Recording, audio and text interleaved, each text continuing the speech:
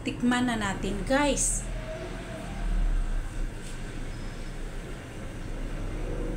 At syempre, ang sarap. Ahos, bombay, kamatis, luya. Sa unang piga na gata, frozen na palusaw ko na, guys.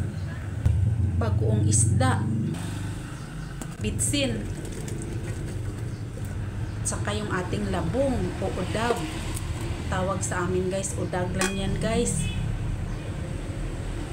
Ginataang udag ngayon or ginataang labong yung ating niluluto. Yan ang gata, guys. First squeeze na gata, frozen yan, guys. Naglusaw na rin.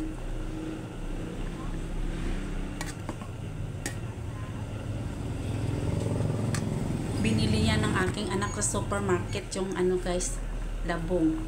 Yan, long chilies. Seasoning granules, konti lang.